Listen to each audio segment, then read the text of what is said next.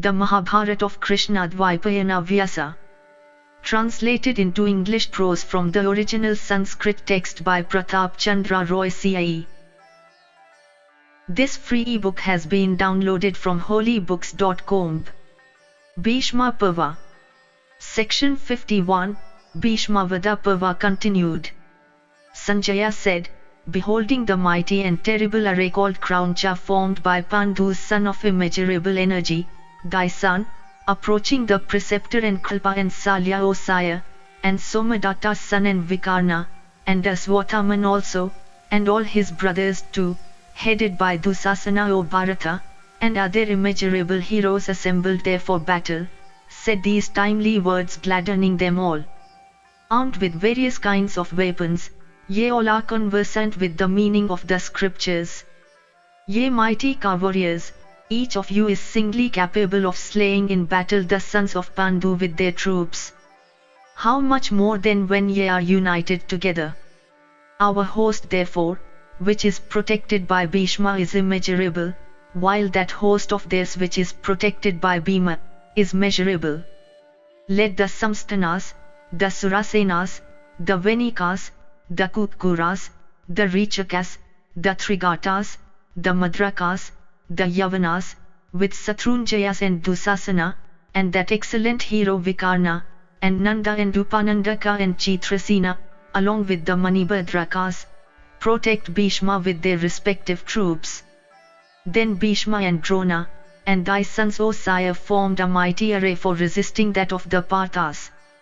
And Bhishma, surrounded by a large body of troops advanced, leading a mighty army like the chief of the celestials himself. And that mighty bowman, the son of Bharadvaja endued with great energy followed him with the Kuntalas, the Dasanas, and the Magadas O king, and with the Vidarbhas, the Melakas, the Karnas, and the Pravaranas also. And the Gandharas, the Sindhusoviras, the Sivis and the Vasatis with all their combatants also, followed Bhishma, that ornament of battle. And Sakuni with all his troops protected the son of Bharadvaja. And then King Duryodhana united with all his brothers, with the Asvalakas, the Vikarnas, the Vamanas, the Kausalas, the Daradas, the Vrikas, as also the Kshudrakas and the Malavas advanced cheerfully against the Pandava host. And Burishravas and Sala, and Salya and Bhagadatta O sire, and Vinda and Anuvinda of Avanti protected the left flank. And Somadatta and Suzaman and Sudakshina, the ruler of the Kambojas, and Satayus and Shratayus were on the right flank. And Aswathaman and Kripa, and Kritavaman of Satvata's race, with a very large division of the troops were stationed at the rear of the army. And behind them were the rulers of many provinces, and Ketumat and Vasudhana, and the powerful son of the king of Kasi. Then all the troops on thy side cheerfully waiting for battle O Bharata, blew their conches with great pleasure, and set up leonine roars. And hearing the shouts of those combatants filled with delight the venerable Kuru grandsire, endued with great prowess uttering a leonine roar blew his conch. Thereupon conches and drums and divers kinds of paces and cymbals were sounded at once by others, and the noise made became a loud uproar. And Madhava and Arjuna, both stationed on a great car unto which were yoked white steeds, blew their excellent conches decked with gold and jewels. And Hrishikesa blew the conch called Panchajanya, and Dhananjaya that called Devadatta. And Vrikodara of terrible deeds blew the huge conch called Pondra. And Kunti's son, King Yudhishthira blew the conch called Anantavijaya while Nakula and Sahadeva those conches called Sabhosa and Manipupaka.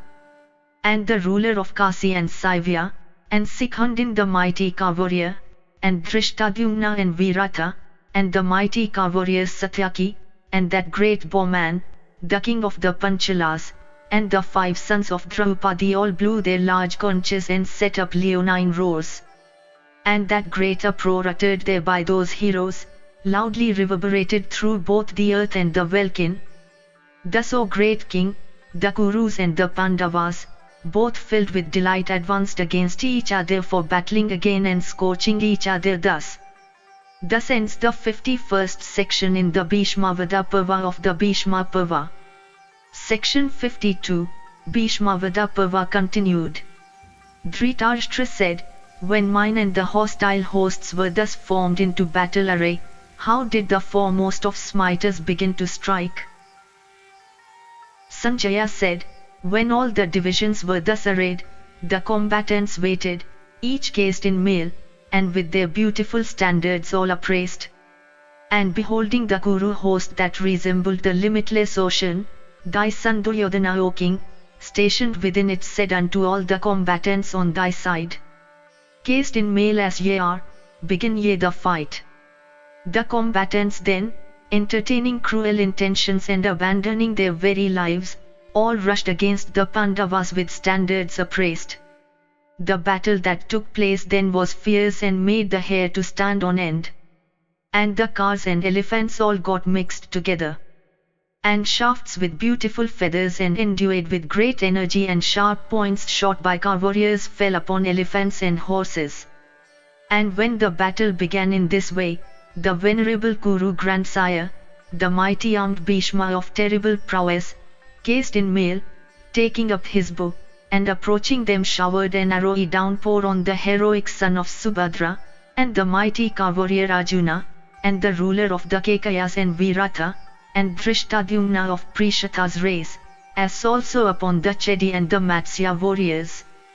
And that mighty array of the Pandavas wavered at the onset of that hero. And terrific was the encounter that took place between all the combatants. And horsemen and car warriors and foremost of steeds fell fast.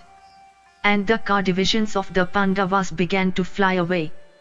Then that tiger among men, Arjuna, beholding that mighty car warrior Bhishma, angrily said unto him of Vrishni's race, "Proceed to the place where the grandsire is. O thou of Vrishni's race, it is evident that this Bhishma with wrath excited will annihilate for Duryodhana's benefit my host. And this Drona, and Kripa and Salya and Vikarna, O Janardana, united with Dhritarashtra's sons headed by Duryodhana, and protected by this firm bowman, will slaughter the Panchalas. Even I therefore shall slay Bhishma for the sake of my troops, O Janardana." Unto him Vasudeva then said, "Be careful, O Dhananjaya, for I will soon take thee, O hero, towards the grandsire's car." Having said this, O king, Sorin took that car which was celebrated over the world, before the car of Bhishma.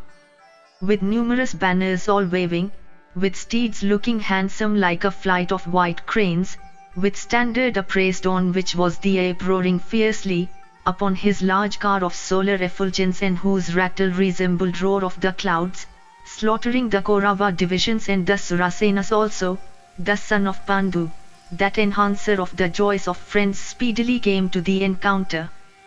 Him thus rushing impetuously like an infuriate elephant and thus frightening in a battle brave combatants and felling them with his shafts, Bhishma the son of Santanu, protected by the warriors headed by Sendava and by the combatants of the east and the Soviras and the Kekayas, encountered with great impetuosity.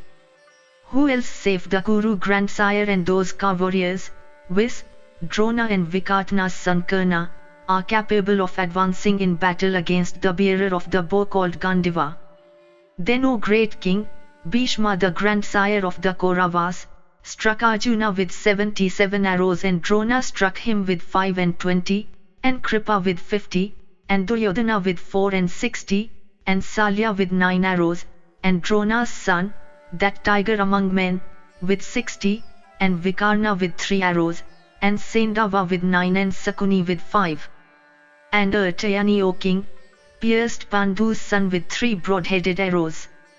And though pierced on all sides by them with sharp arrows, that great bowman, that mighty armed warrior wavered not, like a mountain that is pierced with arrows. Thereupon he, the diadem decked of immeasurable soul, O bull of Bharata's race, in return pierced Bhishma with 25, and Kripa with 9 arrows, and Drona with 60, O tiger among men, and Vikarna with 3 arrows, and Artayani with 3 arrows, and the king Duryodhana also with 5. And then Satyaki and Virata and Drishtadhyumna of Prishata's race, and the sons of Draupadi and Abhimanyu all surrounded him, proceeding to his support.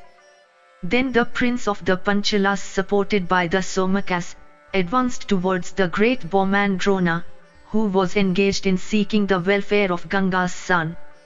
Then Bhishma, that foremost of warriors, speedily pierced the son of Pandu with 80 sharp arrows, upon which the combatants on thy side were much gratified. Hearing the shouts of those lions among warriors, Dhananjaya, endued with great prowess, then cheerfully entered into the midst of those lions among warriors and sported with his bow, O king, successively aiming at those mighty warriors. Then that ruler of men King Duryodhana said unto Bhishma, beholding his own troops thus afflicted in battle by the son of Pritha, this mighty son of Pandu, O sire, accompanied by Krishna, felling all our troops, cutteth down our roots, even though thou, O son of Ganga, and that foremost of warriors Drona are alive. O monarch, it is for thee only that this Karna, laying aside his weapons, doth not fight with the sons of Pritha in battle, though he is ever a well-wisher of mine. Do therefore, that, O son of Ganga, by which Falguni may be slain. Thus addressed, O king, thy sire Devavrata, saying, fight to Kshatriya usage, then proceeded towards Partha's car. And all the kings, O monarch, seeing both those warriors with white steeds yoked unto their cars stationed for battle, set up loud leonine roars and also blew their conches, O sire. And Drona's son and Duryodhana, and thy son Vikarna, surrounding Bhishma in that combat, stood, O sire, for battle.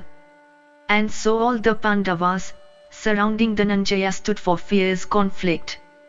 And the battle then commenced. And the son of Ganga pierced Partha in that combat with 9 shafts. And Arjuna pierced him in return with 10 shafts, penetrating into the very vitals. Then, with 1,000 arrows well shot, Pandu's son Arjuna, famed for his skill in battle, shrouded Bhishma on all sides. That arrowy net, however, of Partha, O king, Bhishma the son of Santanu baffled with an arrowy net of his own.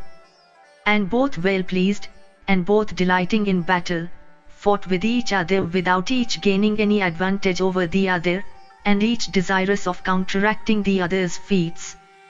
And the successive flights of arrows shot from Bhishma's bow were seen to be dispersed by the shafts of Arjuna. And so the flights of arrows shot by Arjuna, cut off by the arrows of Ganga's son, all fell down on the ground. And Arjuna pierced Bhishma with 25 arrows of sharp points. And Bhishma too in that combat pierced Partha in return with 9 arrows. And those two mighty warriors, those chastisers of foes, piercing each other's steeds, and also the shafts and the wheels of each other's cars, began to sport. Then, O King Bhishma, that foremost of smiters, struck Vasudeva between his 2 breasts with 3 arrows. And the slayer of Madhu, struck with those shafts shot from Bhishma's bow, shone in that battle, O king, like a flowering kinshuka. Then Arjuna, indignant at seeing Madhava pierced in that combat the charioteer of Ganga's son with 3 arrows. And both heroes, striving with each other against each other's car, succeeded not in taking aim at each other in the combat. And in consequence of the ability and dexterity of the charioteers of both those warriors, both displayed, O king, beautiful circles, and advancings and retreatings in respect of their moving cars. And, O monarch, seeing the opportunity to strike, they frequently changed positions, O king, for obtaining what they sought. And both the heroes blew their conches, mingling that blare with their leonine roars. And those mighty warriors twanged their bows, both in the same manner. And with the blare of their conches and the rattle of their car wheels, the very earth was suddenly rent. And it began to tremble and produce subterranean noises. And nobody, O bull of Bharata's race, could detect any latches in either of them. Both of them were possessed of great might and great courage in battle, and each was the other's match. and by the sight of his standard alone, the Kauravas could approach him for aid. And so the Pandavas approached Pritha's son for aid, guided by his standard only. And beholding O king prowess thus displayed by those two foremost of men O Bharata, all creatures present in that battle were filled with wonder. And none O Bharata observed any difference between the two, just as none finds any transgression in a person observant of morality. And both of them at times became perfectly invisible in consequence of clouds of arrows. And soon enough both of them in that battle became visible. And the gods with Gandharvas and the Charanas, and the great rishis beholding their prowess, said unto one another, These mighty warriors when excited with rage, are incapable of ever being vanquished in battle by all the worlds with the gods, the Asuras and the Gandharvas. This highly wonderful battle would be wonderful in all the worlds. Indeed, a battle such as this will never take place again. Bhishma is incapable of being conquered in combat by Pritha's son of great intelligence, showering his arrows in battle, with bow and car and steeds. So also that great bowman, the son of Pandu, incapable of being vanquished in battle by the very gods, Bhishma is not competent to conquer in combat. As long as the world itself will last, so long will this battle continue equally. We heard these words O king, fraught with the praise of Ganga's son and Arjuna in battle bruited about there. And while those two were engaged in displaying their prowess, other warriors of thy side and of the Pandavas O Bharata, slew one another in battle with sharp-edged scimitars, and polished battle axes, and innumerable arrows, and divers kinds of weapons. And the brave combatants of both armies cut one another down, while that terrible and murderous conflict lasted. And the encounter also O king, that took place between Drona and the prince of the Panchalas was awful. Thus ends the 52nd section in the Bhishma Vada Parva of the Bhishma Parva. Section 53, Bhishma Vada Parva continued. Dhritarashtra said, Tell me O Sanjaya, how that great bowman Drona and the Panchala prince of Prishata's race encountered each other in battle, each striving his best. I regard destiny to be superior O Sanjaya, to exertion, when Santanu's son Bhishma even could not escape Pandu's son in battle. Indeed Bhishma, when enraged in battle could destroy all mobile and immobile creatures, why O Sanjaya could he not then by his prowess, escape the son of Pandu in battle? Sanjaya said, Listen O king quietly, to this terrific battle. The son of Pandu is incapable of being vanquished by the very gods with Vasava. Drona with diverse arrows pierced Drishtadyumna and felled the latter's charioteer from his niche in the car. And O sire, the enraged hero also afflicted Drishtadyumna's 4 steeds with 4 excellent shafts. And the heroic Drishtadyumna too pierced Drona in the combat with 9 sharp arrows and addressed him saying, Wait, wait. Then again, Bharadvaja son of great prowess and immeasurable soul, covered with his arrows the wrathful Drishtadyumna. And he took up a dreadful arrow for the destruction of Prishata's son, whose force resembled that of Sakra's bolt, and which was like a second rod of death. And beholding that arrow aimed by Bharadvaja in battle, loud cries of, Oh and alas! arose O Bharata, among all the combatants. And then we beheld the wonderful prowess of Drishtadyumna insomuch that the hero stood alone, immovable like a mountain. And he cut off that terrible and blazing arrow coming towards him like his own death, and also showered an arrowy downpour on Bharadvaja's son. And beholding that difficult feat achieved by Drishtadyumna, the Panchalas with the Pandavas, filled with delight, set up loud shouts. And that prince, endued with great prowess, desirous of slaying Drona hurled at him a dart of great impetuosity, decked with gold and stones of lapis lazuli. Thereupon the son of Bharadvaja, smiling the while, cut off into 3 fragments that dart decked with gold that was coming towards him impetuously. Beholding his dart thus baffled, Drishtadyumna of great prowess rained arrowy downpours on Drona, O king. Then that mighty warrior Drona, baffling that arrowy shower, cut off when the opportunity presented, the bow of Drupada's son. His bow thus cut off in the combat, that mighty warrior of great fame hurled at Drona a heavy mace endued with the strength of the mountain. And hurled from his hands, that mace coursed through the air for Drona's destruction. And then we beheld the wonderful prowess of Bharadwaja's son. By the lightness of his car's motion, he baffled that mace decked with gold. And having baffled it, he shot at Prishata's son many shafts of sharp edge, well-tempered, furnished with golden wings and whetted on stone. And these, penetrating through Prishata's coat of mail, drank his blood in that battle. Then the high-souled Drishtadyumna, taking up another bow and putting forth his prowess, pierced Drona in that encounter with 5 shafts. And then those 2 bulls among men, both covered with blood, looked beautiful like 2 blossoming kinshukas in spring variegated with flowers.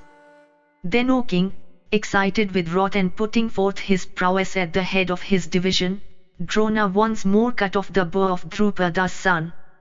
And then that hero of immeasurable soul covered that warrior whose bow was cut off with innumerable straight arrows like the clouds showering rain on a mountain. And he also felled his foe's charioteer from his niche in the car. And his 4 steeds too, with 4 sharp arrows, Drona felled in that combat, then set up a leonine roar. And with another shaft he cut off the leathern fence that cased Drishtadyumna's hand. His bow cut off, deprived of car, his steeds slain, and charioteer overthrown, the prince of Panchala alighted from his car, mace in hand, displaying great prowess. But before he could come down from his car, O Bharata, Drona with his shafts cut off that mace into fragments. This feat seemed wonderful to us. And then the mighty prince of the Panchalas of strong arms, taking a large and beautiful shield decked with 100 moons, and a large scimitar of beautiful make, rushed impetuously from desire of slaying Drona, like a hungry lion in the forest towards an infuriate elephant. Then wonderful was the prowess that we beheld of Bharadwaja's son, and his lightness of hand in the use of weapons, as also the strength of his arms, O Bharata, inasmuch as alone he checked Prishata's son with a shower of arrows. And although possessed of great might in battle, he was unable to proceed further. And we beheld the mighty warrior Drishtadyumna staying where he did, and warding off those clouds of arrows with his shield, using his arms with great dexterity. Then the mighty armed Bhima, endued with great strength, quickly came there, desirous of aiding in battle the high-souled son of Prishata. And he pierced Drona, O king, with 7 sharp-pointed arrows, and speedily caused Prishata's son to be taken upon another car. Then King Duryodhana urged the ruler of the Kalingas, supported by a large division, for the protection of Bharadwaja's son. Then that terrible and mighty division of the Kalingas, O ruler of men, rushed against Bhima at the command of thy son. And Drona then, that foremost of warriors, abandoning the prince of Panchala, encountered Virata and Drupada together. And Drishtadyumna also proceeded to support King Yudhishthira in battle.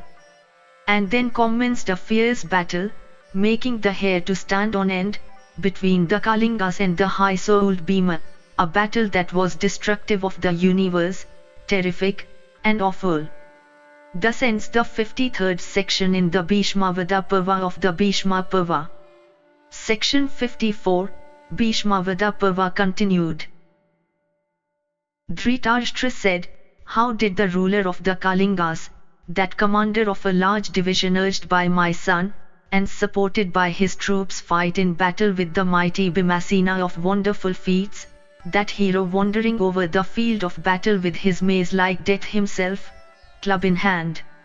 Sanjaya said, "Thus urged by thy son, O great king, the mighty king of the Kalingas, accompanied by a large army, advanced towards Bhima's car. And Bhimasena then, O Bharata, supported by the Chedis, rushed towards that large and mighty army of the Kalingas, abounding with cars, steeds, and elephants and armed with mighty weapons, and advancing towards him with Ketumat, the son of the king of the Nishadas. And Shrateus also excited with wrath, accoutred in mail, followed by his troops in battle array, and accompanied by King Ketumat, came before Bhima in battle. And the ruler of the Kalingas with many thousands of cars, and Ketumat with 10,000 elephants and the Nishadas, surrounded Bhimasena, O king, on all sides. Then the Chedis, the Matsyas, and Karushas, with Bhimasena at their head, with many kings impetuously rushed against the Nishadas. And then commenced the battle fierce and terrible, between the warriors rushing at one another from desire of slaughter. And terrific was the battle that suddenly took place between Bhima and his foes, resembling the battle, O great king, between Indra and the mighty host of Diti's sons. And loud became the uproar, O Bharata, of that mighty army struggling in battle, that resembled the sound of the roaring ocean. And the combatants, O king, cutting one another, made the whole field resemble a crematorium strewn with flesh and blood. And combatants, impelled by the desire of slaughter, could not distinguish friend from foe. And those brave warriors, incapable of being easily defeated in battle, even began to strike down their own friends. And terrific was the collision that took place between the few and many, between the Chedis on the one side and the Kalingas and the Nishada, O king, on the other. Displaying their manliness to the best of their power, the mighty Chedis, abandoning Bhimasena, turned back. And when the Chedis ceased to follow him, the son of Pandu, encountering all the Kalingas, did not turn back, depending upon the might of his own arms. Indeed, the mighty Bhimasena moved not, but from the terrace of his car covered the division of the Kalingas with showers of sharp arrows. Then that mighty bowman, the king of the Kalingas, and that car warrior, his son known by the name of Sakradeva, both began to strike the son of Pandu with their shafts. And the mighty armed Bhima, shaking his beautiful bow and depending on the might of his own arms, fought with Kalinga.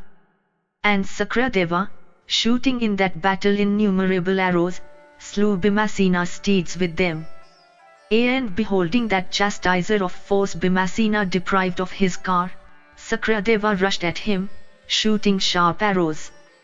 And upon Bhimasena, O great king, the mighty Sakradeva showered arrowy downpours like the clouds after summer is gone. But the mighty Bhimasena, staying on his car, whose steeds had been slain, hurled at Sakradeva a mace made of the hardest iron. And slain by that mace, O king, the son of the ruler of the Kalingas, from his car fell down on the ground with his standard and charioteer. Then that mighty car warrior, the king of the Kalingas, beholding his own son slain, surrounded Bhima on all sides with many thousands of cars.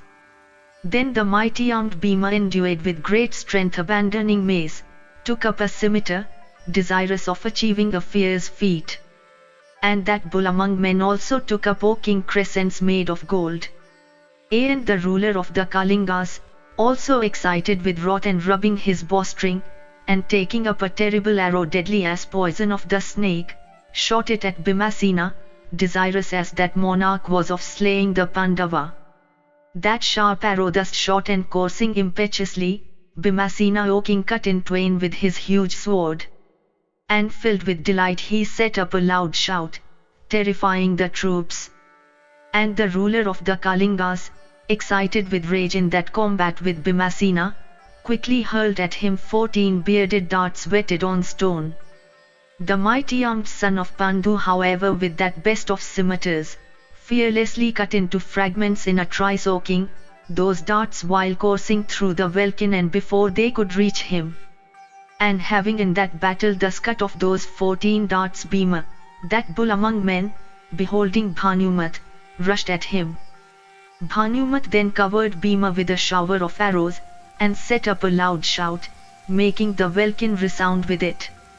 Bhima, however, in that fierce battle, could not bear that leonine shout. Himself endued with a loud voice, he also shouted very loudly. And at these shouts of his, the army of the Kalingas became filled with fear. In that battle they no longer regarded Bhima, O bull among men, as a human being. Then, O great king, having uttered a loud shout, Bhima, sword in hand, impetuously jumping on Bhanumat's excellent elephant aided by the latter's tusks, gained, O sire, the back of that prince of tuskers, and with his huge sword cut Bhanumat, dividing him in the middle. That chastiser of foes then, having thus slain in battle the prince of the Kalingas, next made his sword, which was capable of bearing a great strain, to descend upon the neck of that elephant.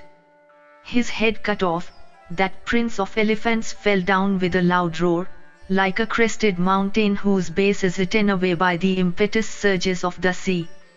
And jumping down, O Bharata, from that falling elephant the prince of Bharata's race, of undepressed soul, stood on the ground, sword in hand and accoutred in mail as before. And felling numerous elephants on all sides, he wandered over the field, making many paths for himself. And then he seemed to be like a moving wheel of fire, slaughtering whole divisions of cavalry, of elephants, and cars, and large bodies of infantry. And that lord among men, the mighty Bhima, was seen to move over the field with the activity of the hawk, quickly cutting off in that battle with his sharp-edged sword their bodies and heads, as also those of the combatants on elephants. As a combatant on foot, excited with rage, all alone and like Yama at the season of universal dissolution, he struck terror into his foes and confounded those brave warriors. Only they that were senseless rushed with loud shouts at him, wandering in that great battle with impetuosity, sword in hand. And that grinder of foes, endued with great strength, cutting off the shafts and yokes of warriors on their cars, slew those warriors also. And Bhimasena was seen, O Bharata, to display divers kinds of motions there. He wheeled about and whirled about on high, and made side thrusts, and jumped forward and ran above and leapt high. And, O Bharata, he was also seen to rush forward and rush upward. And some, mangled by the high-souled son of Pandhu by means of his excellent sword, shrieked aloud, struck at their vitals, or fell down deprived of life. And many elephants, O Bharata, some with trunks and the extremities of their tusks cut off, and others having their temporal globes cut open, deprived of riders, slew their own ranks and fell down uttering loud cries. And broken lances, O king, and the head of elephant drivers, and beautiful housings of elephants, and cords resplendent with gold, and collars and darts and mallets and quivers, divers kinds of machines and beautiful bows, short arrows with polished heads, with hooks and iron crows for guiding elephants, bells of divers shape and hilts decked with gold, were seen by us falling down or already fallen, along with riders of steeds. And with elephants lying down, having the fore parts and hind parts of their bodies and their trunks cut off or entirely slain, the field seemed to be strewn with fallen cliffs. That bull among men, having thus crushed the huge elephants, next crushed the steeds also. And, O Bharata, that hero also felled the foremost of cavalry soldiers. And the battle, O sire, that took place between him and them was fierce in the extreme. And hilts and traces, and saddle girths resplendent with gold, and covers for the back of steeds, and bearded darts and costly swords, and coats of mail and shields, and beautiful ornaments, were seen by us strewn over the ground in that great battle. And he caused the earth to be strewn over with blood, as if it were variegated with lilies.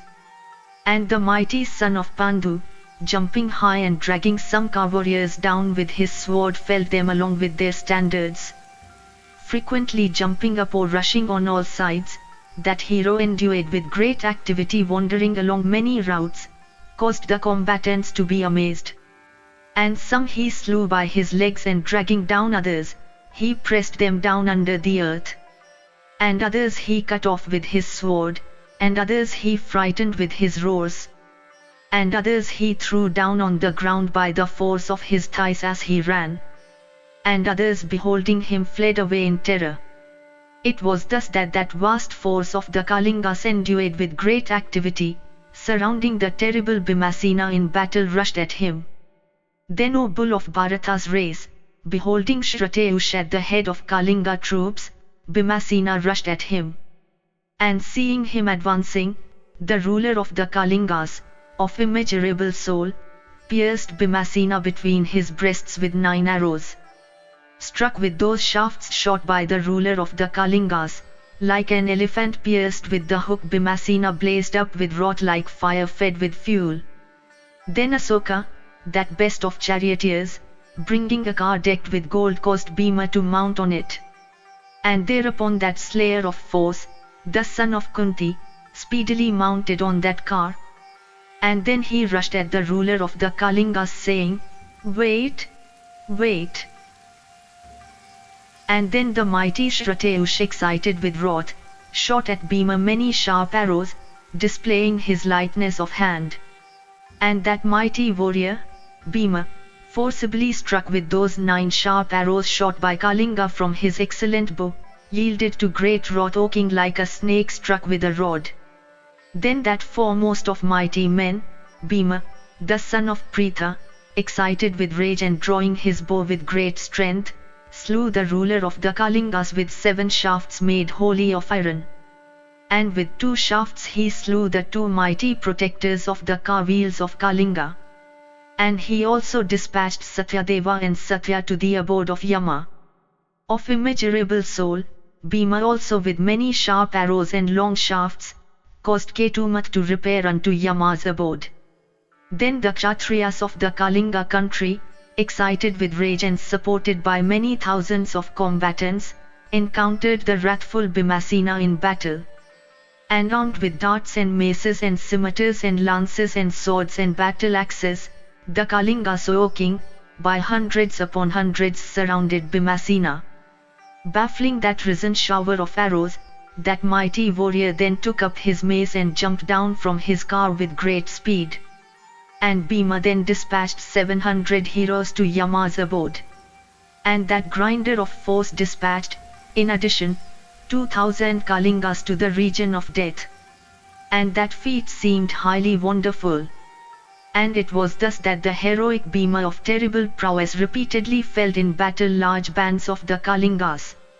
And elephants deprived by Pandu's son in that battle, of their riders and afflicted with arrows, wandered on the field treading down their own ranks and uttering loud roars like masses of clouds driven by the wind. Then the mighty armed Bhima, scimitar in hand, and filled with delight, blew his conch of terrible loudness. And with that blare he caused the hearts of all the Kalinga troops to quake with fear. And O chastiser of foes, all the Kalingas seemed at the same time to be deprived of their senses. And all the combatants and all the animals shook with terror. And in consequence of Bhimasena wandering in that battle through many paths, or rushing on all sides like a prince of elephants, or frequently jumping up, a trance seemed to be engendered there that deprived his foes of their senses.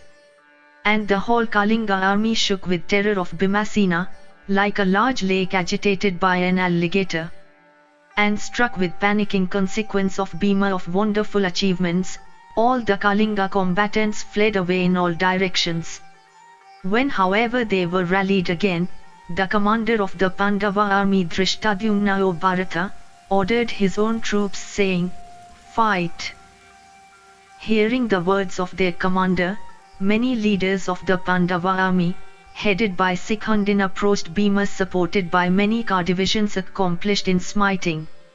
And Pandu's son, King Yudhishthira the Just, followed all of them with a large elephant force of the color of the clouds. And thus urging all his divisions, the son of Prishatha, surrounded by many excellent warriors, took upon himself the protection of one of the wings of Bhimasena. There exists nobody on earth, save Bhima and Satyaki, who to the prince of the Panchalas is dearer than his very life. That slayer of hostile heroes, the son of Prishatha, beheld the mighty armed Bhimasena, that slayer of foes, wandering among the Kalingas. He set up many shouts, O king, and was filled with delight, O chastiser of foes. Indeed, he blew his conch in battle and uttered a leonine roar. And Bhimasena also, beholding the red standard of Drishtadyumna on his car decked with gold and unto which were yoked steeds white as pigeons, became comforted. And Drishtadyumna of immeasurable soul, beholding Bhimasena encountered by the Kalingas, rushed to the battle for his rescue. And both those heroes, Drishtadyumna and Vrikodara, endued with great energy, beholding Satyaki at a distance, furiously encountered the Kalingas in battle. And that bull among men, the grandson of C.I.E, that foremost of victorious warriors, quickly advancing to the spot took up the wing of both Bhima and Prishata's son, bow in hand, creating a great havoc there and making himself fierce in the extreme, he began to slay the enemy in battle. And Bhima caused a river to flow there of bloody current, mingled with the blood and flesh of the warriors born in Kalinga. And beholding Bhimasena then, the troops cried aloud, O king, saying, This is Death himself that is fighting in Bhima's shape with the Kalingas. Then Santanu's son Bhishma, hearing those cries in battle, quickly proceeded towards Bhima, himself surrounded on all sides with combatants in army. Thereupon Satyaki and Bhimasena and Drishtadyumna of Prishata's race, rushed towards that car of Bhima decked with gold. And all of them quickly surrounding Ganga's son in battle, pierced Bhishma, each with 3 terrible shafts without losing a moment. Thy sire Devavrata, however, in return pierced each of those mighty bowmen striving in battle with 3 straight shafts. And checking those mighty car warriors, with thousands of arrows he slew with his shafts the steeds of Bhima decked with golden armor. Bhima, however, endued with great energy, staying on that car whose steeds had been slain, with great impetuosity hurled a dart at Bhishma's car. Thy sire Devavrata then, in that battle cut off that dart in twain before it could reach him, and thereupon it fell down on the earth. Then that bull among men, Bhimasena, taking up a heavy and mighty mace made of C.I.E iron, speedily jumped down from his car. And Drishtadyumna, quickly taking up that foremost of car warriors on his own car, took away in the very sight of all the combatants that renowned warrior. And Satyaki then, from desire of doing what was agreeable to Bhima, felled with his shaft the charioteer of the reverend Kuru grandsire. Upon his charioteer being slain, that foremost of car warriors, Bhishma, was borne away from the field of battle by his steeds with the speed of the wind. And when that mighty car warrior was thus taken away from the field, Bhimasena then, O monarch, blazed up like a mighty fire while consuming dry grass. And slaying all the Kalingas, he stayed in the midst of the troops, and none, O bull of Bharata's race, of thy side ventured to withstand him. And worshipped by the Panchalas and the Matsyas, O bull of Bharata's race, he embraced Drishtadyumna and then approached Satyaki. And Satyaki, the tiger among the Yadus, of prowess incapable of being baffled, then gladdening Bhimasena, said unto him in the presence of Drishtadyumna these words, By good luck the king of the Kalingas and Ketumat, the prince of the Kalingas, and Sakradeva also of that country, and all the Kalingas have been slain in battle. With the might and prowess of thy arms, by thee alone hath been crushed the very large division of the Kalingas that abounded with elephants and steeds and cars, and with noble warriors and heroic combatants. Having said this, the long-armed grandson of C.I.E, that chastiser of foes, quickly getting upon his car, embraced the son of Pandu. And then that mighty car warrior, coming back to his own car, began to slay thy troops, excited with rage and strengthening the hands of Bhima. Thus ends the 54th section in the Bhishma Parva of the Bhishma Parva. Section 55, Bhishma Parva continued. Sanjaya said, When the forenoon of that day had passed away, O Bharata, and when the destruction of cars, elephants, steeds, foot soldiers and horse soldiers proceeded on, the prince of Panchala engaged himself in battle with these 3 mighty car warriors, viz, Drona's son, Salya, and the high-souled Kripa. And the mighty heir of Panchala's king with many sharp shafts, slew the steeds of Drona's son that were celebrated over all the world. Deprived then of his animals, Drona's son quickly getting upon Salya's car, showered his shafts on the hair of the Panchala king. And beholding Drishtadyumna engaged in battle with Drona's son, the son of Subhadra O Bharata, quickly came up scattering his sharp arrows. And O bull of Bharata's race, he pierced Salya with 25 and Kripa with 9 arrows and Aswathaman with 8. Drona's son however quickly pierced Arjuna's son with many winged arrows and Salya pierced him with 12, and Kripa with 3 sharp arrows. Thy grandson Lakshmana then, beholding Subhadra's son engaged in battle, rushed at him excited with rage. And the battle commenced between them. And the son of Duryodhana excited with rage, pierced Subhadra's son with sharp shafts in that combat. And that feat, O king, seemed highly wonderful. The light-handed Abhimanyu then, O bull of Bharata's race, excited with rage quickly pierced his cousin with 500 arrows. Lakshmana also with his shafts then cut off his cousin's bowstaff at the middle, at which O monarch all the people sent forth a loud shout. Then that slayer of hostile heroes, the son of Subhadra, leaving aside that broken bow took up another that was beautiful and tougher. And thereupon those 2 bulls among men, thus engaged in combat and desirous of counteracting each other's feats pierced each other with sharp shafts. King Duryodhana then, O monarch, beholding his mighty son thus afflicted by thy grandson Abhimanyu proceeded to that spot. And when thy son turned towards that spot, all the kings surrounded the son of Arjuna on every side with crowds of cars. Incapable of being defeated in battle and equal in prowess unto Krishna himself, that hero, O king, thus surrounded by those heroes, was not agitated in the least. Then Dhananjaya, beholding Subhadra's son engaged in battle, rushed to that spot, excited with wrath, desirous of rescuing his own son. Thereupon the kings on the Kuru side, headed by Bhishma and Drona and with cars, elephants and steeds, rushed impetuously at Savyarjin. Then a thick earthly dust, suddenly raised by foot soldiers and steeds and cars and cavalry troopers and covering the sky, appeared on the view. And those thousands of elephants and hundreds of kings, when they came within reach of Arjuna's arrows, were all unable to make any further advance. And all creatures there set up loud wails and the points of the compass became dark. And then the transgression of the Kurus assumed a fierce and dreadful aspect as regards its consequences. Neither the welkin nor the cardinal points of the compass nor the earth, nor the sun, could be distinguished, O best of men, in consequence of the arrows shot by Kiratin. And many were the elephants there deprived of the standards on their backs, and many car warriors also were deprived of their steeds. And some leaders of car divisions were seen wandering, having abandoned their cars. And other car warriors, deprived of their cars, were seen to wander hither and thither weapon in hand and their arms graced with angadas.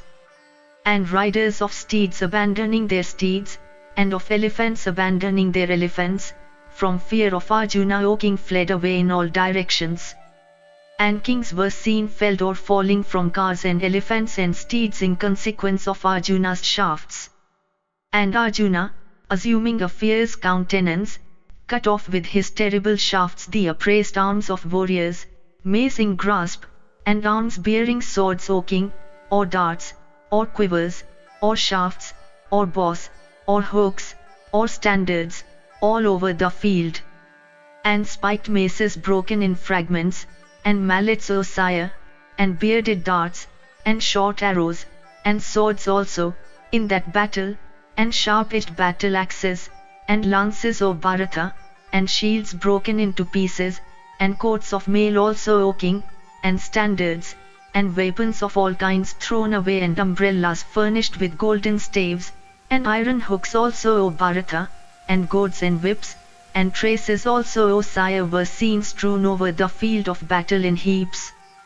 There was no man in thy army, O sire, who could advance against the heroic Arjuna in battle. Whoever, O king, advanced against Pritha's son in battle, pierced by sharp shafts, was dispatched to the other world. When all these combatants of thine broke had fled away, Arjuna and Vasudeva blew their excellent conches. Thy sire Devavrata then beholding the Kuru host routed, smilingly addressed the heroic son of Bharadwaja in the battle and said, This mighty and heroic son of Pandu, viz. Dhananjaya, accompanied by Krishna, is dealing with our troops as he alone is competent to deal with them. He is incapable of being vanquished in battle today by any means, judging by his form that we see now so like unto that of the destroyer himself at the end of the Yuga. This vast host again of ours is incapable of being rallied. Behold, looking at one another, our troops are flying away. Yon sun, robbing in every way the vision of the whole world, is about to reach that best of mountains called Aster. For this, O bull among men, I think that the hour is come for the withdrawal of the army. The warriors, who have all been tired and struck with panic, will never fight. Having said this unto Drona, that best of preceptors, Bhishma, that mighty warrior, caused thy army to be withdrawn. And then when the sun set, the withdrawal of both thy army and theirs took place, O sire, and twilight set in.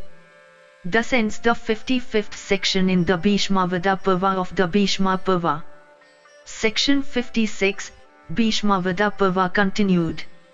Sanjaya said, when the night having passed away and the dawn came, Santanu's son Bhishma, that chastiser of foes, gave the order for the Kuru army to prepare for battle. And the son of Santanu, the old Kuru grandsire, desirous of victory to thy sons, formed that mighty array known after the name of Garuda. And on the beak of that Garuda was thy sire Devavrata himself. And its two eyes were Bharadwaja's son and Kritavarman of Satvata's race.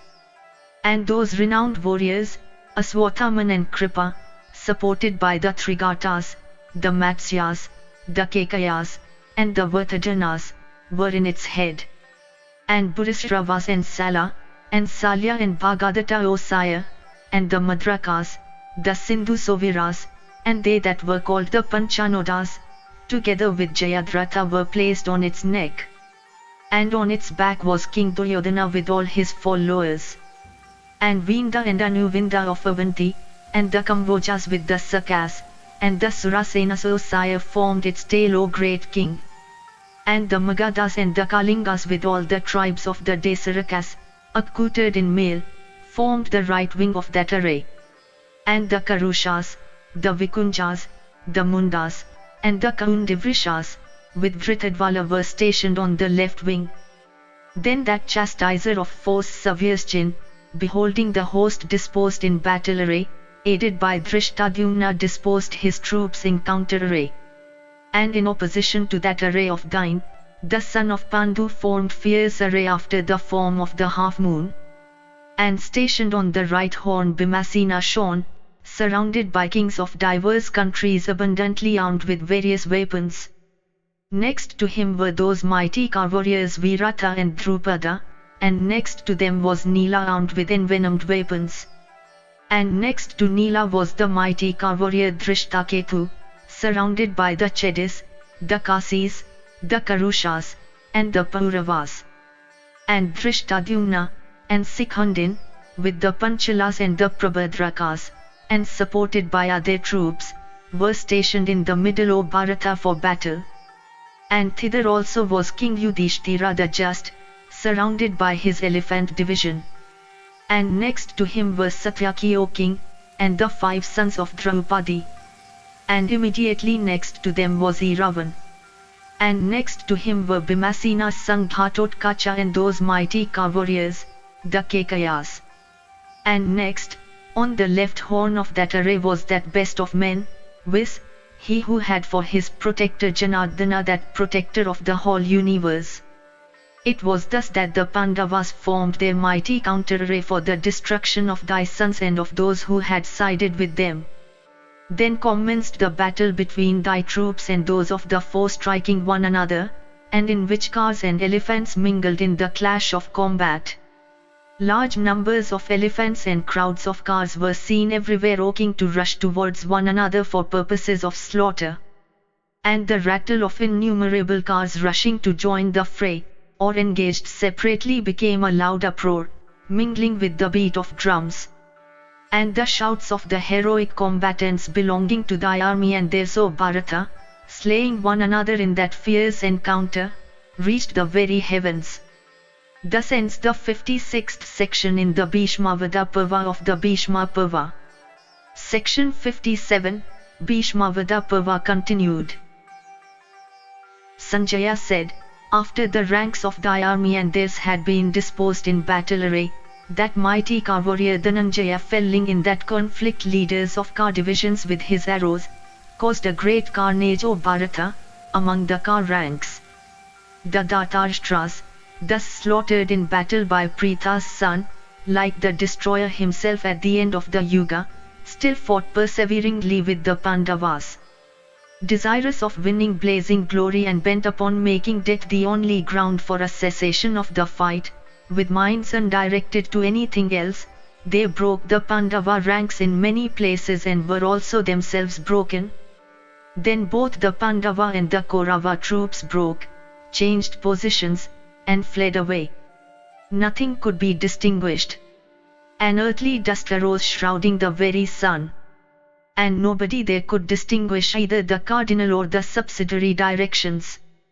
And everywhere the battle raged, O king, the combatants being guided by the indications afforded by colors, by watchwords, names and tribal distinctions. And the array of the Kauravas, O king, could not be broken, duly protected as it was by Bharadwaja's son, O sire. And so the formidable array of the Pandava, also protected by Savyasjin, and well guarded by Bhima, could not be broken. And the cars and elephants in close ranks, O king, of both the armies and other combatants, coming out of their respective arrays, engaged in conflict. And in that fierce battle, cavalry soldiers felled cavalry soldiers with polished swords of sharp edges and long lances. And car warriors getting car warriors within reach in that fierce conflict, felled them with shafts decked with golden wings. And elephant riders, of thy side and theirs, felled large numbers of elephant riders in close ranks, with broad-headed shafts and arrows and lances.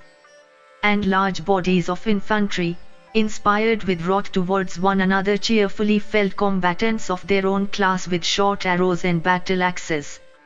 And car warriors, O king, getting elephant riders within reach in that conflict, felled them along with their elephants.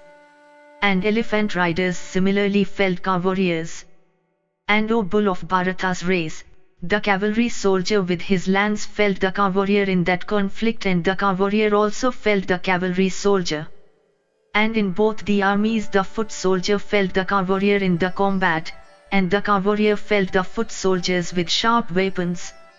And elephant riders felled horse riders, and horse riders felled warriors on the backs of elephants. And all this appeared exceedingly wonderful. And here and there foot soldiers were felled by foremost of elephant riders, and elephant riders were seen to be felled by the former. And bands of foot soldiers, by hundreds and thousands, were seen to be felled by horse riders, and horse riders by foot soldiers. And strewn with broken standards and bows and lances and housings of elephants, and costly blankets and bearded darts and maces, and clubs furnished with spikes and campanas and darts, and variegated coats of mail and kunapas and iron hooks, and polished scimitars and shafts furnished with golden wings, the field, O best of Bharata's race, shone as if with floral wreaths. And the earth, miry with flesh and blood, became impassable with the bodies of men and steeds and elephants slain in that dreadful battle. And drenched with human blood the earthy dust disappeared. And the cardinal points all around became perfectly clear, O Bharata. And innumerable headless trunks rose up all around, indicating, O Bharata, of the destruction of the world. And in that terrible and awful battle, car warriors were seen to run away in all directions. Then Bhishma and Drona, and Jayadratha the ruler of the Sindhus, and Purumitra, and Vikarna and Sakuni the son of Suvala, these warriors invincible in battle and possessed of leonine prowess, staying in battle, broke the ranks of the Pandavas. And so Bhimasena and the Rakshasa Gothatkacha, and Satyaki and Chekitana, and the sons of Draupadi o Bharata, supported by all the kings on their side, began to grind thy troops and thy sons stationed in battle, like the gods grinding the Danavas. And those bulls among Kshatriyas, striking one another in battle, became terrible to behold and covered with blood shone like Kinshukas. And the foremost warriors of both armies, vanquishing their opponents, looked, O king, like the planetary luminaries in the firmament. Then thy son Duryodhana, supported by 1,000 cars, rushed to battle with the Pandavas and the Rakshasa. And so all the Pandavas with a large body of combatants rushed in battle against those chastisers of force, the heroic Bhishma and Drona. And the diadem-decked Arjuna also, excited with rage, rushed against the foremost of kings. And Arjuna's son Abhimanyu and Satyaki both advanced against the forces of Suvila's son. And then commenced once more a fearful battle, making the hair to stand on end, between thine and the enemy's troops, both desirous of vanquishing each other. Thus ends the 57th section in the Bhishma Vada Parva of the Bhishma Parva. Section 58, Bhishma Vada Parva continued. Sanjaya said, then those kings, excited with rage, beholding Falguni in battle, surrounded him on all sides with many thousands of cars, and having O Bharata surrounded him with multitudinous division of cars, they shrouded him from all sides with many thousands of shafts, and bright lances of sharp points, and maces, and clubs endued with spikes, and bearded darts and battle axes, and mallets and bludgeons they hurled at Falguni's car, excited with rage. And that shower of weapons approaching towards him like a flight of locusts, Pritha's son checked on all sides with his gold-decked arrows. And beholding there, on that occasion, the superhuman lightness of hand that Vibhatsu possessed, the gods, the Danavas, the Gandharvas, the Pisachas, the Uragas and the Rakshatas eulogized Falguni, O king, saying, excellent, excellent. And the heroic Gandharvas, along with Suvila's son with a large force, surrounded Satyaki and Abhimanyu. Then the brave warriors led by Suvila's son from anger, cut into pieces the excellent car of the Vrishni hero, with weapons of divers kinds. And in course of that fierce conflict Satyaki, abandoning that car of his, speedily mounted on Abhimanyu's car, O chastiser of force. And those two, mounted on the same car, then began to speedily slaughter the army of Suvila's son with straight arrows of sharp points. And Drona and Bhishma, steadily struggling in battle, began to slaughter the division of King Yudhishthira the Just, with sharp shafts furnished with the feathers of the conker bird. Then the son of Dharma and two other sons of Pandu by Madri, in the very sight of the whole army, began to grind the division of Drona. And the battle that took place there was fierce and awful, making the hair to stand on end, like the terrible battle that took place between the gods and the Asuras in days of yore. And Bhimasena and Ghatotkacha both achieved mighty feats. Then Duryodhana approaching, checked them both. And the prowess we then beheld of Hidimva's son was exceedingly wonderful, insomuch that he fought in battle, O Bharata, transcending his very father. And Bhimasena, the son of Pandu, excited with wrath, pierced the vindictive Duryodhana in the breast with an arrow, smiling the while. Then King Duryodhana, afflicted by the violence of that blow, sat down on the terrace of his car and swooned away. And his charioteer then, beholding him senseless, speedily bore him away, O king, from battle. And then the troops that supported Duryodhana broke and fled, and thereupon Bhima, smiting that Kuru army, thus flying away in all directions with sharp-pointed shafts, pursued it behind. And Prishatha's son Drishtadhyumna, that foremost of warriors and Pandu's son King Yudhishthira the Just, in the very sight, O Bharata, of both Drona and Ganga's son, slew their army with sharp shafts capable of slaying hostile forces. That host of thy son, thus flying away in battle, those mighty warriors Bhishma and Drona were incapable of checking. for though attempted to be checked by Bhishma and the high-souled Drona, that host fled away in the very sight of Drona and Bhishma. And then when those 1,000 of warriors fled away in all directions, Subhadra's son and that bull of sin is race, both stationed on the same car, began, O chastiser of foes, to slaughter the army of Suvala's son in battle. And Sin's grandson and that bull of Kunti's race looked resplendent like the sun and the moon went together in the firmament after the last lunation of the dark fortnight has passed away. And then Arjuna also, O king, excited with rage, showered arrows on thy army like the clouds pouring rain in torrents. And the Kaurava army, thus slaughtered in battle with the shafts of Partha, fled away trembling in grief and fear. And beholding the army flying away, the mighty Bhishma and Drona, excited with rage and both desirous of Duryodhana's welfare, sought to check it. Then King Duryodhana himself, comforting the combatants, checked that army then flying away in all directions. And thereupon all the mighty Kshatriya warriors stopped, each at the spot where he saw thy son. And then others among the common soldiers, beholding them stopped of their own accord, O king, from shame and desire of displaying their courage unto one another. And the impetuosity, O king, of that army thus rallied to the fight resembled that of the surging sea at the moment of the moon's rise. And King Suyodhana, beholding that army of his rallied for the fight, quickly repaired to Santanu's son Bhishma and said these words: O grandsire, listen to what I say, O Bharata. When, O son of Kuru, thou art alive, and Drona, that foremost of persons conversant with weapons, along with his son and with all our other friends, is alive, and then that mighty bowman Kripa also is alive, I do not regard it as at all creditable that my army should thus fly away. I do not regard the Pandavas to be, by any means, a match for thee or for Drona in battle, or for Drona's son, or for Kripa. Without doubt, O grandsire, the sons of Pandu are being favored by thee, inasmuch as thou forgivest, O hero, this slaughter of my army.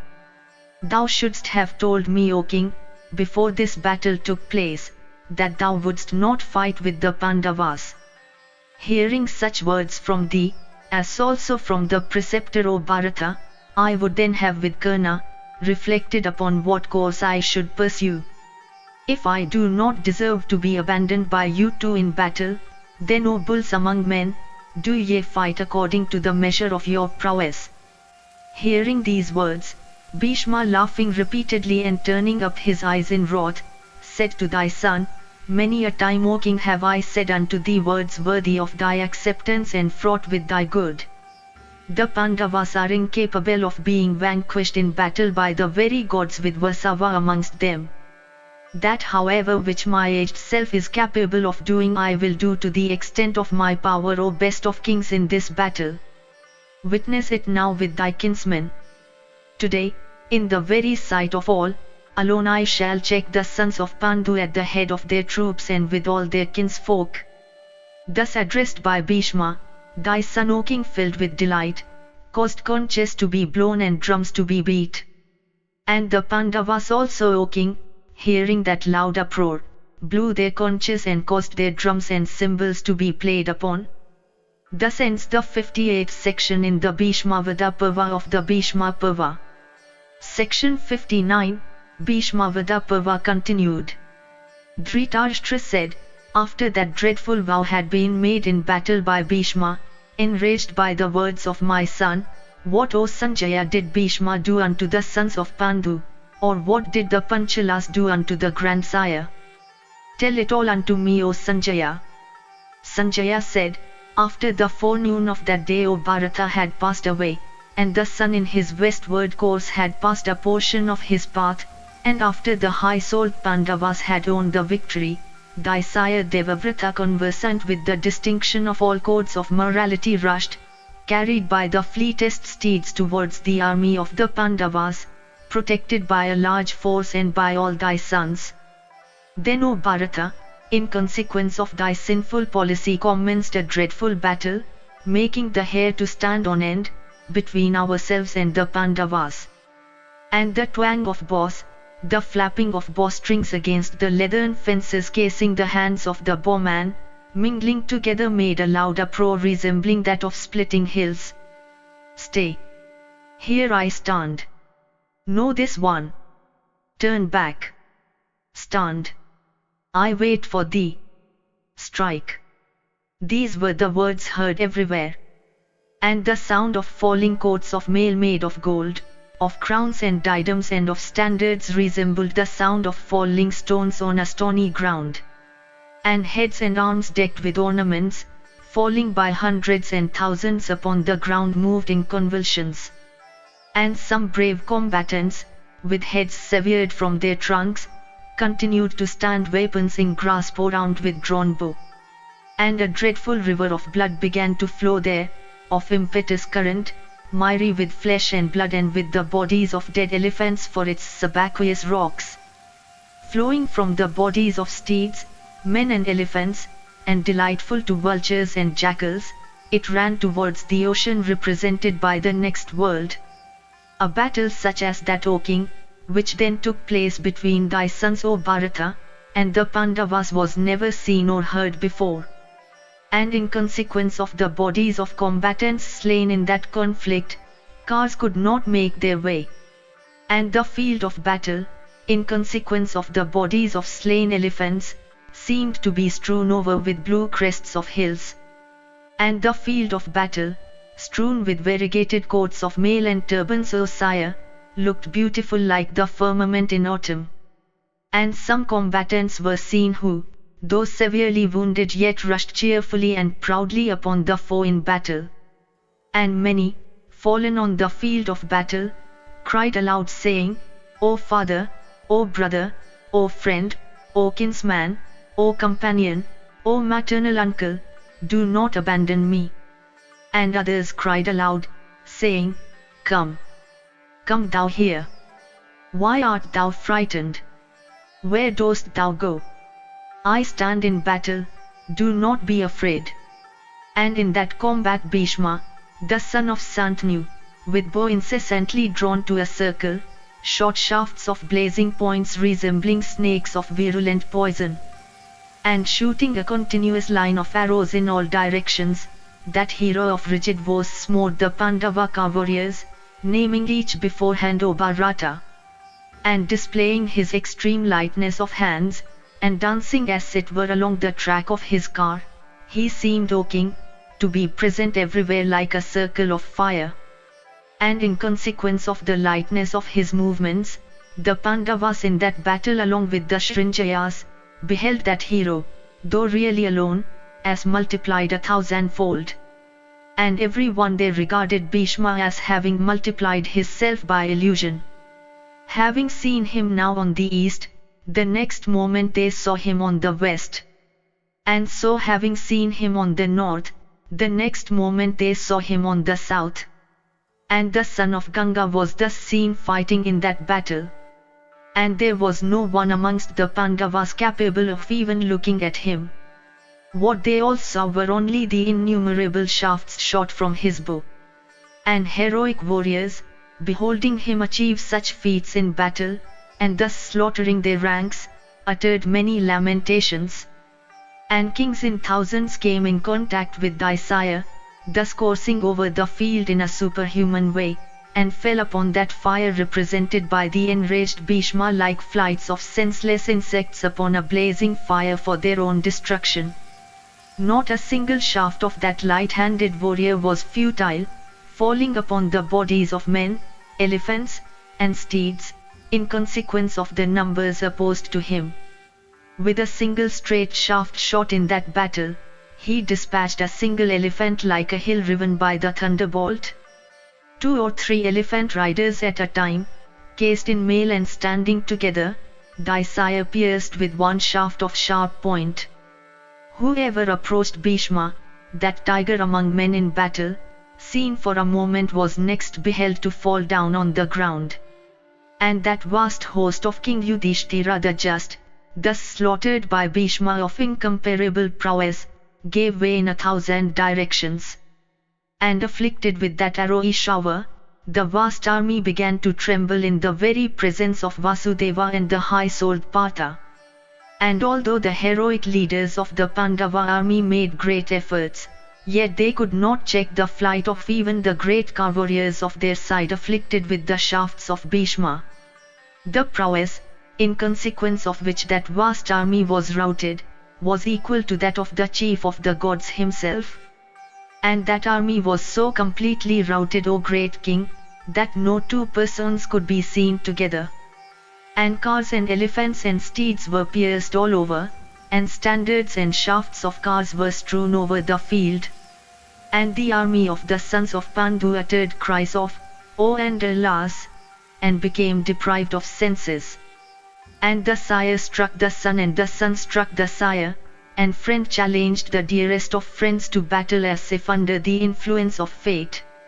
And others amongst the combatants of Pandu's son were seen, O Bharata, to run away, throwing aside their coats of mail and with dishevelled hair.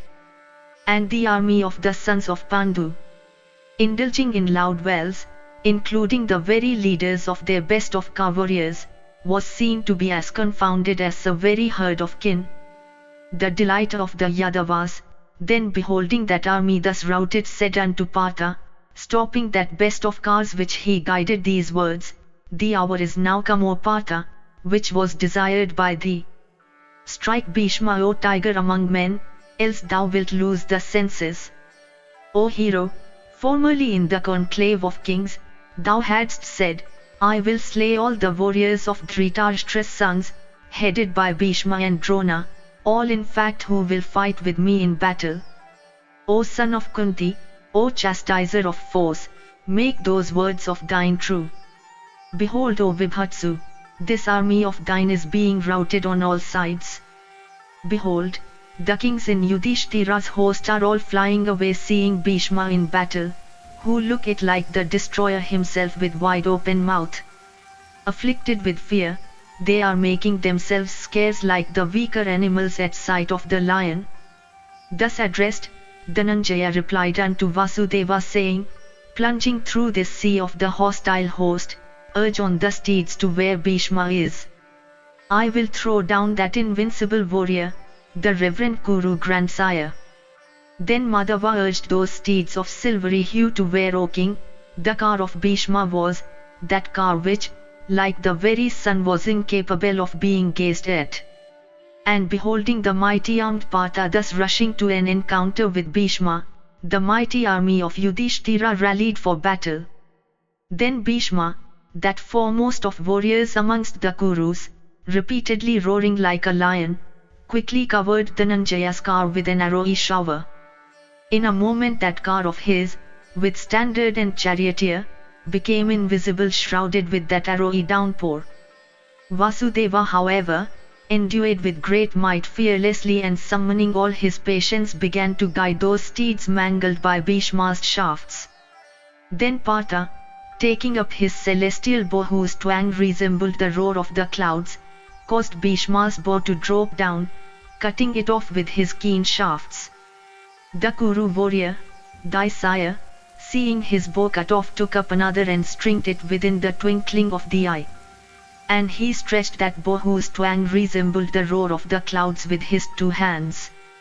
But Arjuna, excited with wrath, cut off that bow also of his. Then the son of Santanu applauded that lightness of hand displayed by Arjuna, saying, "Excellent Partha, O thou of mighty arms, excellent son of Pandu. O Dhananjaya, such a mighty feat is indeed worthy of thee. I have been pleased with thee. Fight hard with me, son." And having applauded Partha thus, and taking up another large bow, that hero shot his shafts at Partha's car. And Vasudeva then displayed his great skill in the guiding of chariot, for he baffled those shafts of his, by guiding the car in quick circles. Then, O sire, Bhishma with great strength pierced both Vasudeva and Dhananjaya with keen shafts all over their bodies. And mangled by those shafts of Bhishma, those two tigers among men looked like two roaring bulls with the scratches of horns on their bodies. And once again, excited with rage, Bhishma covered the two Krishnas on all sides with shafts in hundreds and thousands. And with those keen shafts of his, the enraged Bhishma caused him of Vrishni's race to shiver. And laughing loudly he also made Krishna to wonder. Then the mighty armed Krishna, beholding the prowess of Bhishma in battle as also the mildness with which Arjuna fought, and seeing that Bhishma was creating incessant showers of arrows in that conflict, and looked like the all-consuming sun himself in the midst of the two armies, and marking besides that hero was slaying the foremost of combatants in Yudhishthira's host, and causing a havoc in that army as if the hour of dissolution had come, the adorable Kesava, that slayer of hosts, endued with immeasurable soul, unable to bear what he saw, thought that Yudhishthira's army could not survive that slaughter. In a single day Bhishma can slaughter all the Daityas and the Danavas. With how much ease then can he slay in battle the sons of Pandu with all their troops and followers? The vast army of the illustrious son of Pandu is again flying away. And the Kauravas also, beholding the Somakas routed, are rushing to battle cheerfully, gladdening the grandsire. Accoutred in mail, even I will slay Bhishma today for the sake of the Pandavas. This burden of the high-souled Pandavas even I will lighten. As regards Arjuna, though struck in battle with keen shafts, he knoweth not what he should do, from respect for Bhishma. And while Krishna was reflecting thus, the grandsire, excited with wrath, once again shot his shafts at Partha's car. And in consequence of very great number of those arrows all the points of the compass became entirely shrouded. And neither the welkin nor the quarters nor the earth, nor the sun himself of brilliant rays could be seen. And the winds that blew seemed to be mixed with smoke, and all the points of the compass seemed to be agitated. And Drona and Vikarna, and Jayadratha and Burishrava, and Kritavarman and Kripa, and Shrateush and the ruler of the Amvashtas, and Vinda and Anuvinda, Sudakshina and the Westerners, and the diverse tribes of the Soviras, the Vasatis and the Chudrakas, and the Malavas, all these at the command of the royal son of Santanu quickly approached Kiritin for battle. And the grandson of Sinis saw that Kiritin was surrounded by many hundreds of horses and infantry, and cars and mighty elephants. And beholding both Vasudeva and Arjuna, thus encompassed by infantry and elephants and horses and cars on all sides, that foremost of all bearers of arms, viz., the chief of the Sinis, quickly proceeded to that spot. And that foremost of bowmen, the chief of the Sinis, quickly rushing at those troops, came to Arjuna's side like Vishnu coming to the aid of the slayer of Vritra. And that foremost warrior of Sinis race cheerfully said unto Yudhishthira's host, all the combatants of which had been frightened by Bhishma, and whose elephants, steeds, cars, and numberless standards had been mangled and broken into pieces, and which was flying away from the field, these words, Ye Kshatriyas, where do ye go? This is not the duty of the righteous, as hath been declared by the ancients. Ye foremost of heroes, do not violate your pledges. Observe your own duties as heroes. Beholding that those foremost of kings were flying together from the field of battle, and marking the mildness with which Partha fought, and beholding also that Bhishma was exerting himself very powerfully in battle, and that the Kurus were rushing from all sides, the younger brother of Vasava, the high-souled protector of all the Dasaras, unable to bear it all, addressed the renowned grandson of Sini, and applauding him said, O hero of Sini's race, they that are retreating are indeed retreating. They that are yet staying, O thou of the Satvata race, let them also go away. Behold, I will soon throw Bhishma down from his car, and Drona also in battle, with all their followers. There is none in the Kuru host, O thou of the Satvata race, who is able to escape my angry self. Therefore, taking up my fierce discus, I will slay Bhishma of high voice. And slaying in battle those two foremost of car warriors, viz., Bhishma along with his followers, and Drona also, O grandson of Sini, I will gladden Dhananjaya and the king, and Bhima and the twin Aswins. And slaying all the sons of Dhritarashtra and all those foremost of kings who have embraced their side, I will joyfully furnish King Ajatasatru with a kingdom today. Saying this, Vasudeva's son, abandoning the reins of the steeds, jumped down from the car, whirling with his right arm his discus of beautiful nave, with edge sharp as a razor, effulgent as the sun and possessed of force equal to that of 1,000 bolts of heaven. And making the earth tremble under his tread, the high-souled Krishna rushed impetuously towards Bhishma. And that grinder of force, the younger brother of the chief of the gods, excited with wrath, rushed towards Bhishma, staying in the midst of his troops, like a lion from desire of slaying upon a prince of elephants, blinded with fury and staying proudly for the attack. And the end of his yellow garments waving in the air looked like a cloud charged with lightning in the sky. And that lotus of a discus called Sudarsana, having for its stalk the beautiful arm of Sorin, looked as beautiful as the primeval lotus, bright as the morning sun, which sprung from the navel of Narayana. And Krishna's wrath was the morning sun that caused that lotus to bloom. And the beautiful leaves of that lotus were as sharp as the edge of a razor. And Krishna's body was the beautiful lake, and his right arm the stalk springing therefrom, upon which that lotus shone. And beholding the younger brother of Mahendra, excited with wrath and roaring loudly and armed with that discus, all creatures set out a loud wail, thinking that the destruction of the Kurus was at hand. And armed with his discus, Vasudeva looked like the Samvata fire that appears at the end of the Yuga for consuming the world. And the preceptor of the universe blazed up like a fierce comet risen for consuming all creatures.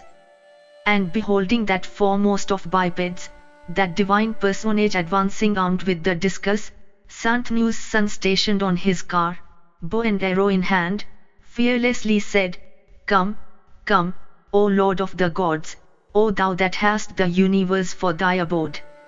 I bow to thee, O thou that art armed with mace, sword and saranga, O Lord of the universe, forcibly throw me down from this excellent car, O thou that art the refuge of all creatures in this battle.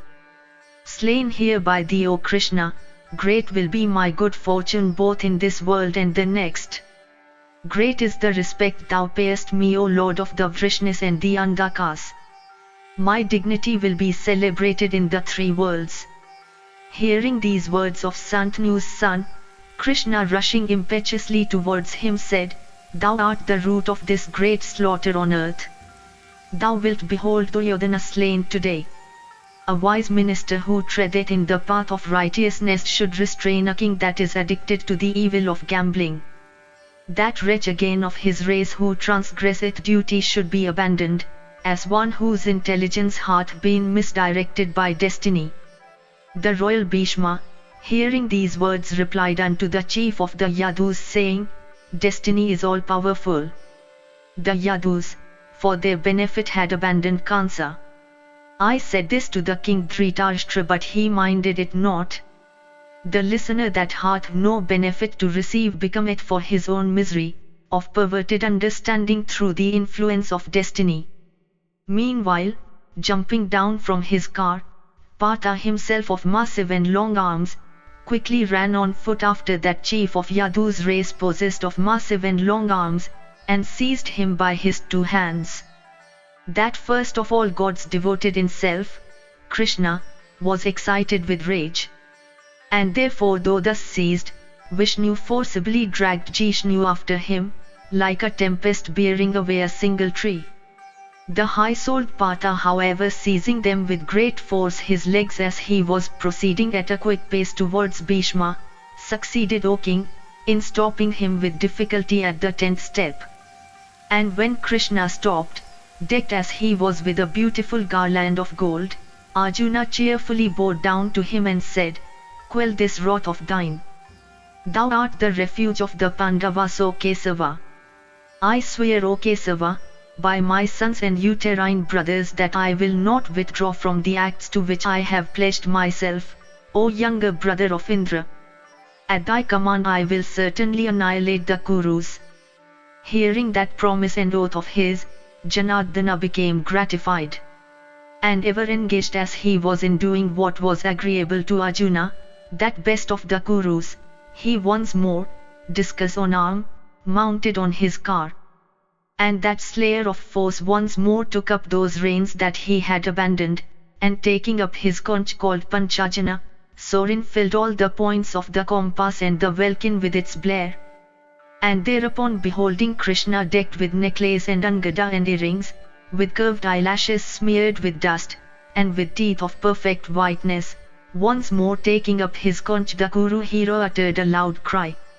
And the sound of cymbals and drums and kettle drums, and the rattle of car wheels and the noise of smaller drums, mingling with those leonine shouts, set forth from all the ranks of the Kurus, became a fierce uproar. And the twang of Partha's Gandiva, resembling the roll of the thunder, filled the welkin and all the quarters.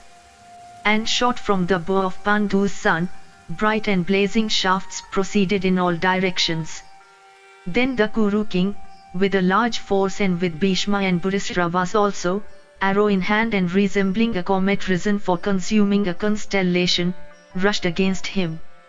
And Burisravas hurled at Arjuna 7 javelins furnished with wings of gold, and Duryodhana a lance of fierce impetuosity, and Salya a mace, and Santanu's son a dart.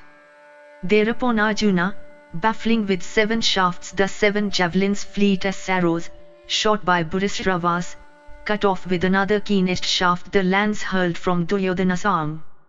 And the blazing dart coming towards him effulgent as lightning hurled by Santanu's son, and the mace hurled from the arm of the ruler of the Madras, that hero cut off with 2 other shafts.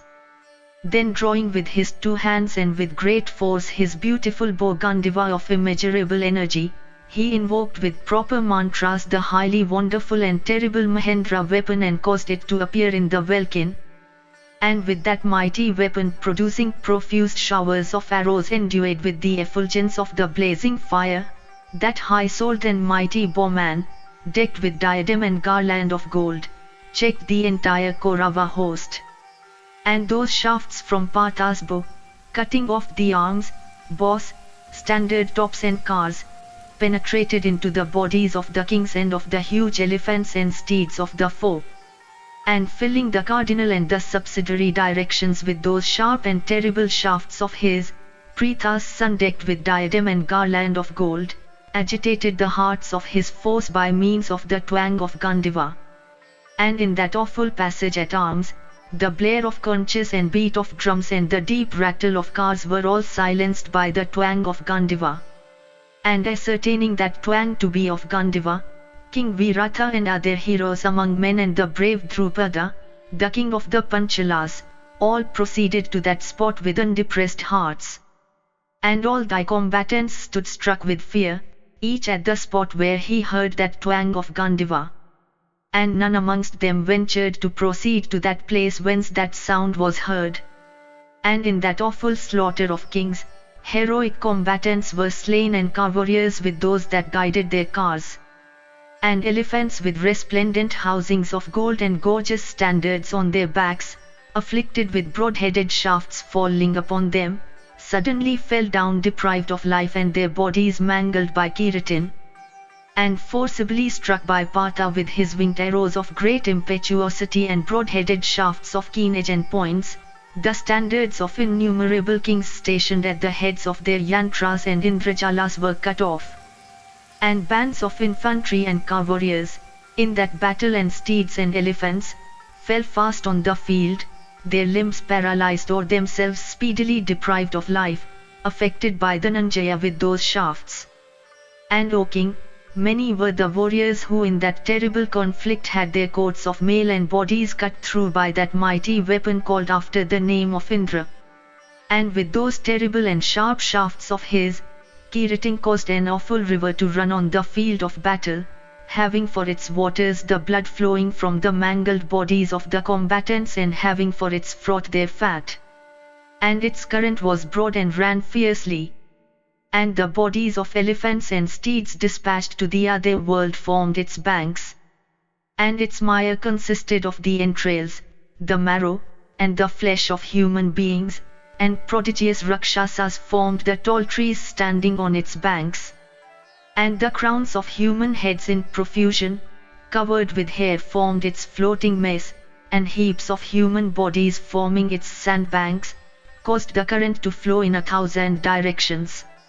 And the coats of mail strewn all over formed its hard pebbles.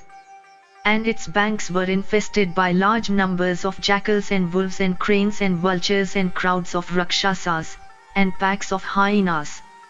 And they that were alive beheld that terrible river of current consisting of fat, marrow and blood caused by the arrowy showers of Arjuna, that embodiment of man's cruelty, to look like the great Vairani. And beholding the foremost warriors of that army of the Kurus thus slain by Falguni, the Chedis, the Panchalas, the Kurushas, the Matsyas and all the combatants of the Pandava side, those foremost of men, elated with victory together set up a loud shout for frightening the Kaurava warriors. And they uttered that cry indicative of victory beholding the foremost combatants of the Kuru army, the very troops protected by mighty leaders of divisions thus slain by Kiritin, that terror of foes, who frightened them like a lion frightening herds of smaller animals. And then the bearer of Gandiva himself, and Janardana both filled with delight uttered loud roars. And the Kurus with Bhishma and Drona and the Duryodhana and Valika, exceedingly mangled by the weapons of Arjuna, beholding the sun withdraw his rays and seeing also that awful and irresistible weapon called after the name of Indra spread out, and causing as it were the end of the Yuga to appear, withdrew their forces for the nightly rest. And that foremost of men Dhananjaya, also having achieved a great feat and won great renown by crushing his foes, and beholding the sun assume a red hue and the evening twilight to set in, and having completed his work, retired with his uterine brothers to the camp for nightly rest. Then when darkness was about to set in, there arose among the Kuru troops a great and terrible uproar. And all said, in today's battle Arjuna hath slain 10,000 warriors, and full 700 elephants.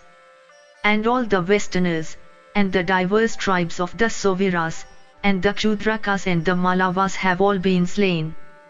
The feat achieved by Dhananjaya is a mighty one. None else is competent to achieve it. Shratayush, the ruler of the Amvashtas, and Dharmarjna and Chitrasena, and Drona and Kripa, and the ruler of the Sindhus, and Valika and Burishravas, and Salya and Sala, O king, and other warriors by hundreds united together, along with Bhishma himself, have on battle by the prowess of his own arms been vanquished today by the angry son of Pritha, viz. Kiritin, that one mighty warrior in the world. Talking thus, O Bharata, all the warriors of thy side went to their tents from the field of battle. And all the combatants of the Kuru army, frightened by Kiritin, then entered their tents illumined by thousands of torches, and beautified by innumerable lamps. Thus ends the 59th section in the Bhishma Parva of the Bhishma Parva. Section 60, Bhishma Parva continued. Sanjaya said, when the night passed away, O Bharata, the high-souled Bhishma with wrath engendered, supported by a large force and stationed at the head of the Bharata army, proceeded against the foe with Drona and Duryodhana and Valika, and also Dharmarjna and Chitrasena, the mighty Jayadratha and other royal warriors supported by large divisions, accompanying and surrounding him on all sides.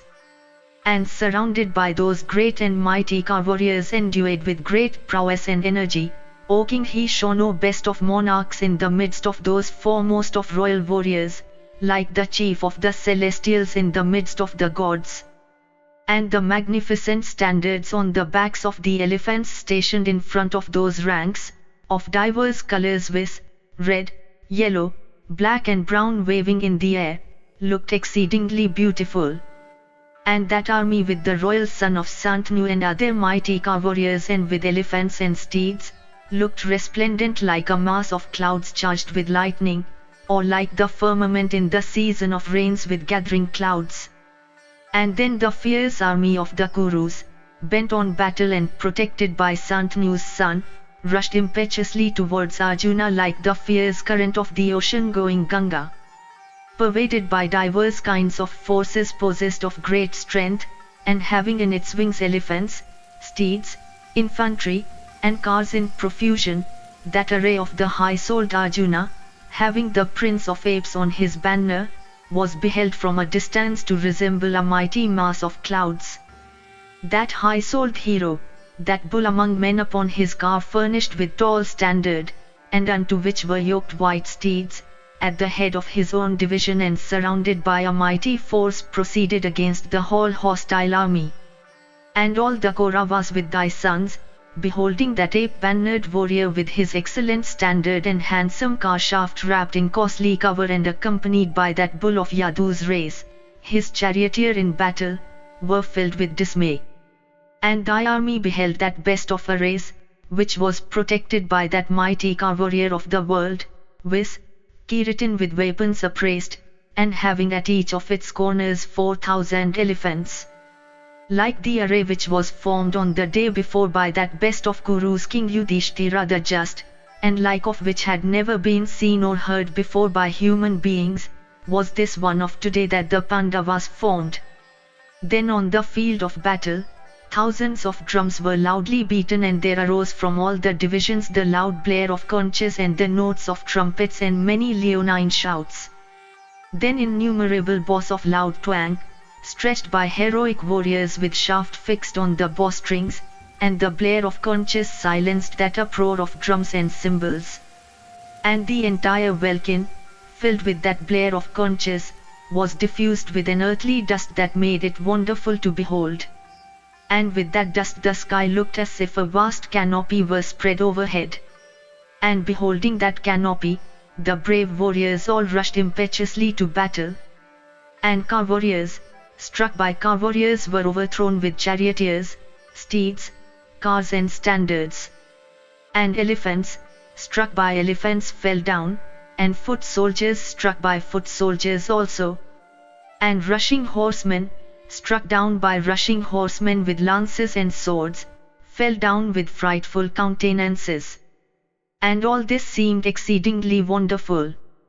And excellent shields, decked with golden stars and possessed of solar effulgence, broken by strokes of battle axes, lances and swords dropped on the field.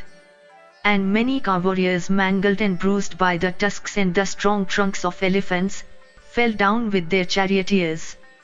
And many bulls among car warriors struck by bulls among car warriors with their shafts, fell down on the ground. And many persons hearing the wails of horsemen and foot soldiers struck with the tusks and other limbs of elephants, or crushed by the impetus of those huge creatures rushing in close ranks, fell down on the field of battle. Then, when cavalry and foot soldiers were falling fast and elephants and steeds and cars were flying away in fear, Bhishma, surrounded by many mighty car warriors, obtained sight of him who had the Prince of Apes on his standard.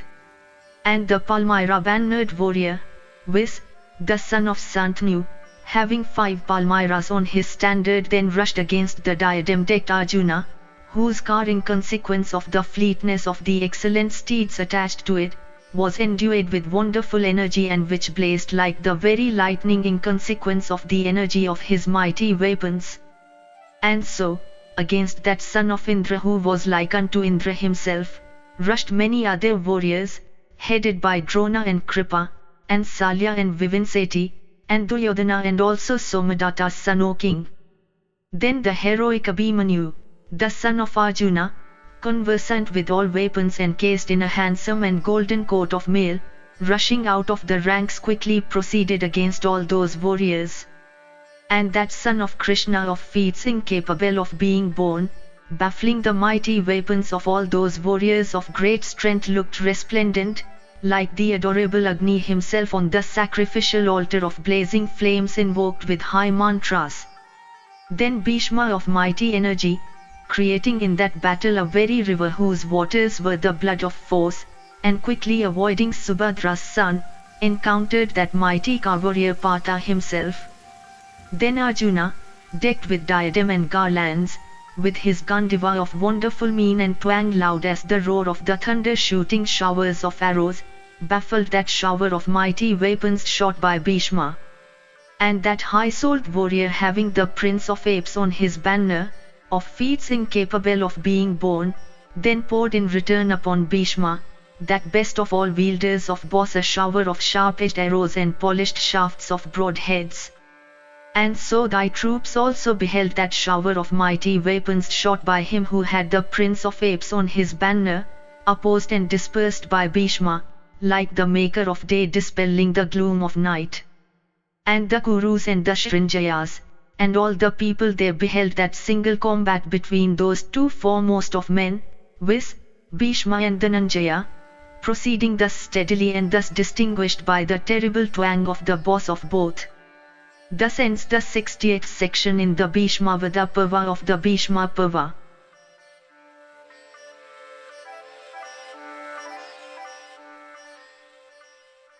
If you enjoyed this audiobook, please like and subscribe to be notified of when new audiobooks are uploaded. Thank you for listening and learning. Shanti.